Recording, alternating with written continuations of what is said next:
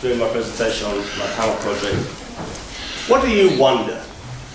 A lot of people wonder a lot of different things. Some people wonder what it would be like to live forever. Some people wonder what it would be like to win the lottery. A lot of my friends wonder where they can find the cheapest pint. But I'm a little different in that I wonder what happens if you put a piece of plastic in the fowl and you leave it there over winter. Well, I was kind of lucky because at the time of wondering this, I also had to start planning a second-year project. And it took a bit of tweaking, but I managed to translate it into some science, which was a baseline study of the colonization of vacant substrate by marine settling organisms in Falmouth Harbour. And what I want to do today is talk to you a bit about how and where I set up the study, what the vacant substrate was, which settling organisms turned up, and how that could apply to Falmouth Harbour. The study area sort of experiences a wide range of uses. Where I was carrying out my research was the yacht haven, which is sort of the centre of the sort of recreational sailing aspect of the fowl. There's also, it's near the docks, it's a working docks, it's big industry going on with boat building and things of that nature.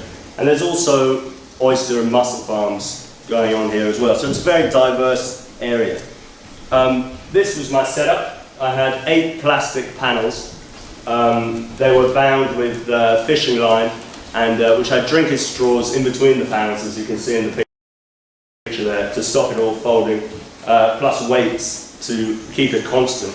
And a piece of equipment that in the scientific community we refer to as a stick, which in this case was essential in attaching them to the pontoon. As you can see there, this is them after being deployed. They were deployed in the middle of October, and they stayed there for 6 months until they were removed in April. So, what did I find?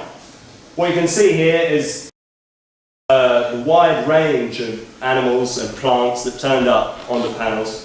I should say here that due to time and equipment constraints, and indeed my own knowledge, there may be some species which went unnoticed, simply because they were either too small or because I had absolutely no idea what they were. The animals you see here, we've got plants, we've got animals, we've got creatures which make their own food, creatures which hunt other creatures, some cannibals here, some things that don't really need food, some things that live fast and die young, and some things that can live for over 100 years. But we'll get on to that later. There are a lot of different ways which I thought about sort of presenting this to you, and I thought the simplest way was to start with the big and end with the small, and in my opinion, the most interesting. So first of all, Laminaria zacharina. Now, this isn't a picture of the one that turned up on the panel. The one that was there was very small. Laminaria zacharina is a brown algae. It's abundant around these coasts. They can grow up to 4 meters long, and they're useful because if you grind up this algae, you can use it to remove heavy metals from wastewater, which is a problem now for a lot of industries. There's a lot of environmental stuff going on. You have to be careful. You're not really allowed to dump poison into the ocean anymore. So this is a good way of sort of getting rid of that. In one study, they removed 98% of the nickel from a sample of wastewater in just 10 minutes. So this guy's, he's good. We like him. This guy, however, Gratalupia turuturu, is a red algae. It's invasive, believed to have originated in Japan, and it threatens biodiversity in these waters because it outcompetes a native red algae called Chondrus crispus, which is an important winter food source for a lot of invertebrates. So we don't like this guy. Flustra foliacea, though it may look like it's a seaweed, is actually an animal. It's a bryozoan, and it's formed of many tiny little creatures which feed from the water column. They're filter feeders. They grab food as it sort of drifts past.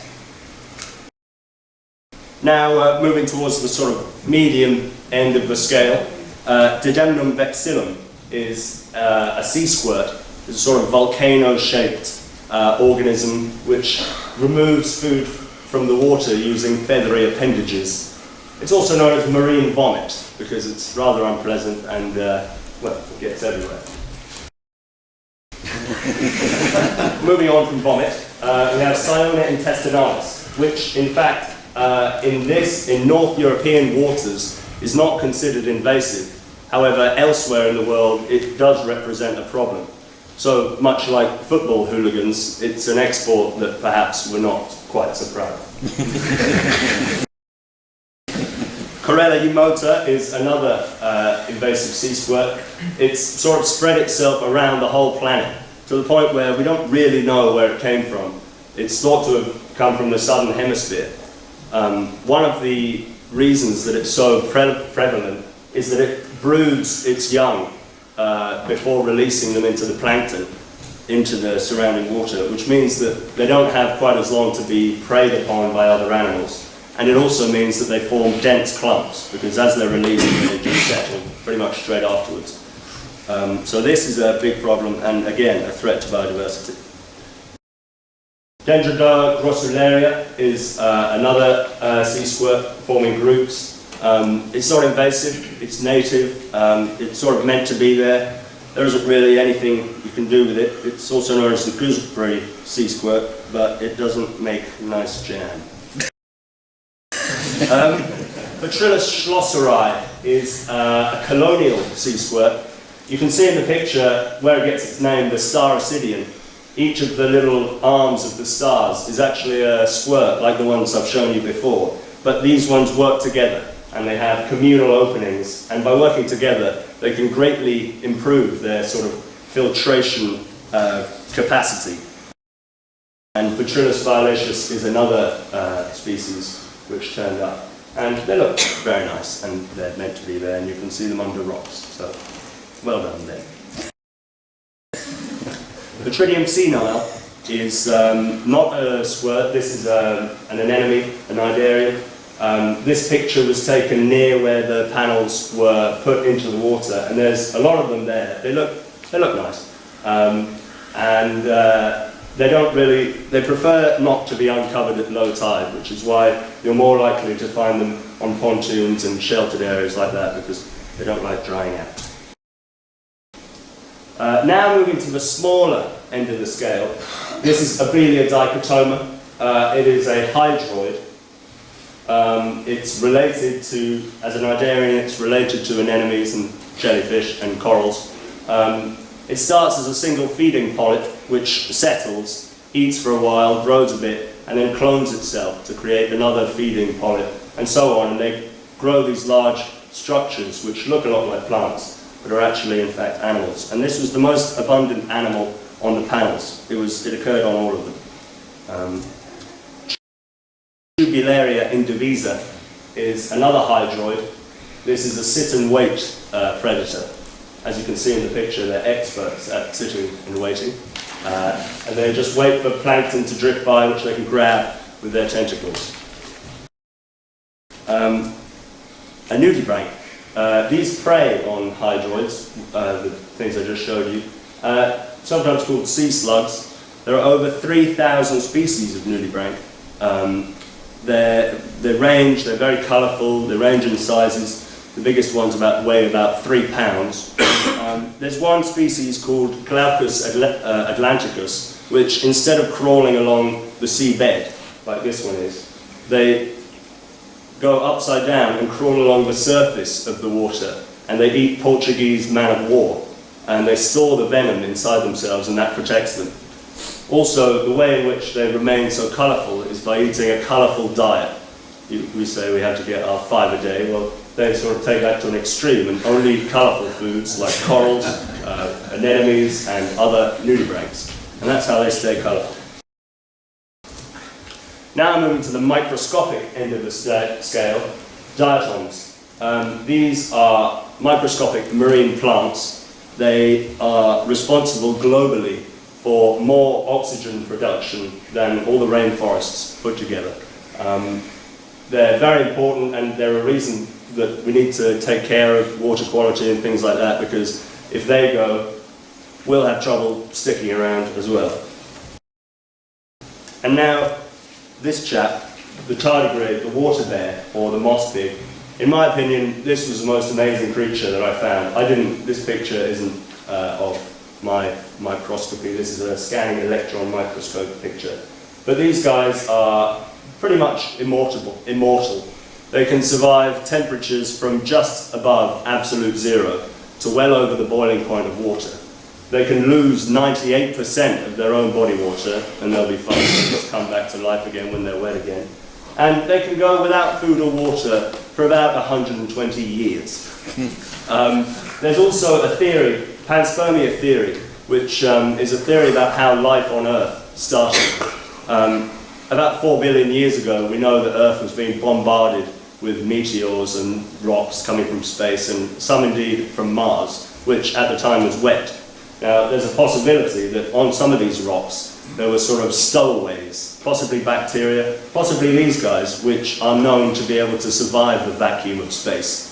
And who knows, this chap may be your great-great-great-great-great-great-grandfather. But why have I told you all this?